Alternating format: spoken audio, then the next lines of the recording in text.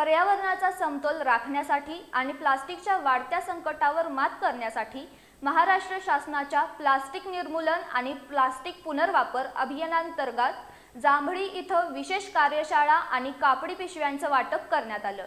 जिल्हाधिकारी कार्यालय कोल्हापूर, आम्ही जांभळीकर फाउंडेशन आणि टीम वर्ल्ड फॉर नेचर यांच्या संयुक्त विद्यमानं या स्तुत्य उपक्रमाचं आयोजन सोमवारी करण्यात आलं होतं।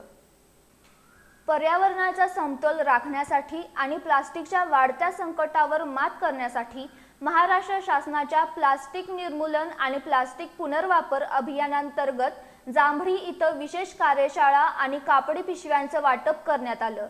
या मोहिमेअंतर्गत डॉक्टर आप्पासाहेब उर्फ सा रे पाटील हायस्कूलसह जांभळी विद्यामंदिर शाळा क्रमांक 1, 2 आणि 3 मधील विद्यार्थ्यांना 500 कापडी पिशव्यांचं वाटप करण्यात आलं। यावेळी विद्यार्थ्यांना प्लास्टिक वापराचे गंभीर दुष्परिणाम सांगून पर्यावरणपूरक जीवनशैली स्वीकारण्याचं मार्गदर्शन करण्यात आलं। कार्यक्रमाचे मुख्य आकर्षण डॉक्टर आप्पासाहेब उर्फ सा रे पाटील हायस्कूलच्या विद्यार्थ्यांनी सादर केलेले पथनाट्य ठरलं। कापडी पिशव्यांच्या वापराचं महत्त्व सांगणाऱ्या या पथनाट्यानं उपस्थितांची मने जिंकली। निर्मला बेद्रे यांनी प्लास्टिकमुळे होणारी पर्यावरणीय हानी स्पष्ट करत एकल प्लास्टिक टाळण्याचं आवाहन केलं। उपस्थित शिक्षक आणि विद्यार्थ्यांनीही प्लास्टिक मुक्त पर्यावरणासाठी दृढ निश्चय केला।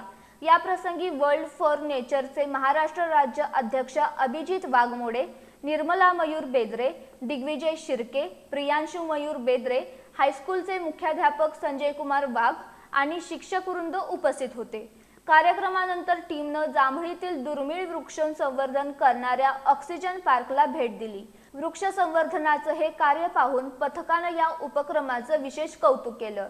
या यशस्वी आयोजनासाठी आम्ही जांभळीकर फाउंडेशनचे गोविंद जाधव, बाळकृष्ण शिंदे, आकाश यादव, सलमान कुडचे, ऋषिकेश राऊत, अक्षय खोंद्रे यांनी परिश्रम घेतले।